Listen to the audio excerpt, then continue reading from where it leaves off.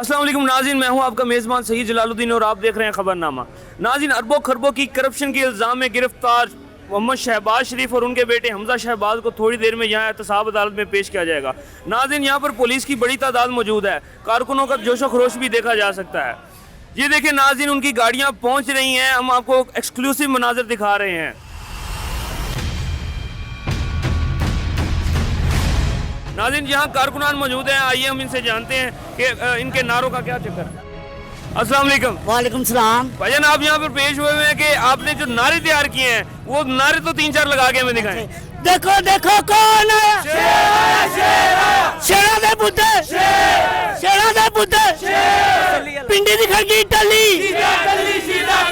पिंडी दी खड़की टली, हमजा तेरी जूरत को मियाँ तेरे जान सर, देखो देखो कौन आया, शेरा दे पुत्ते, शेरा दे पुत्ते, मुखिया तेरा शो न्याजी, मुखिया तेरा शो न्याजी, हमजा हमजा हमजा हमजा हमजा हमजा हमजा। तो नाज़रीन, जैसा आपने देखा कि नारे तैयार किए हुए हैं, इन्होंने ये घर से तैयार करके आए हैं कि नारे इन्होंने किस तरह के लगाने हैं।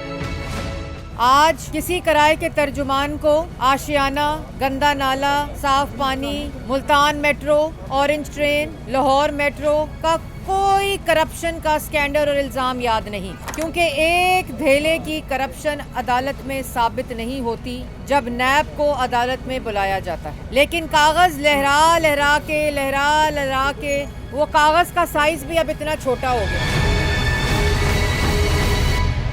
अदालत के बाहर का अहवाल हमने आपको बताया। 26 जनवरी तक समाअत मुलतवी हो चुकी है। हमारे पास सीनियर एंकर उसामा गाजी साहब मौजूद हैं, आइए इनसे जानते हैं अदालत के अंदर का अहवाल। आज अहम पेशी इसलिए थी कि आज शहबाज शरीफ साहब, हमजा शहबाज दोनों आए हुए थे और आज भी उनके गवाहों ने आना था, नैब के गवाहों ने उनकी तरफ से गवाहान पेश होने थे। और चूँकि पिछली समाअत पर ज़रा गड़बड़ भी हो गई थी तो सबकी नज़रें इस समाअत पर लगी। गड़बड़ ये हुई कि मरीम साहबा कल आ गई थी, मरीम नवाज़ साहिबा, तो उनके आने से सबका हो जाता है कि आज भी वो आएंगी, क्या कहती हैं, क्या होता है, तो सब लोगों की नज़रें आज की समाअत पर भी लगी हुई थी।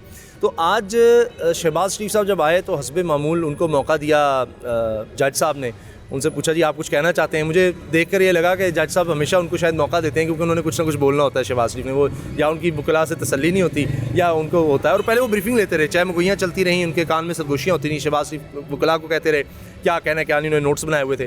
फिर आकर उन्होंने किस्सा छड़ा करी, बरतानिया की तरफ से जो ज़लज़ला ज़दगान के लिए इमदाद मिली थी, मुझ पर इल्ज़ाम लगाया गया कि मैंने वो अपने पर्सनल अकाउंट्स में या मेरे दामाद के अकाउंट में चली गई, हमने वो इस्तेमाल कर ली, मैं ऐसा सोच भी नहीं सकता, ये मेरे ऊपर ऐसे इल्ज़ाम लगाते हैं। और जो इल्ज़ाम इन्होंने वो इल्ज़ाम क्यों नहीं शामिल करते बरतानिया वाला कि बरतानिया के पैसे मैंने खाए हैं, वो इल्ज़ाम नैब शामिल करे, नैब शामिल करे।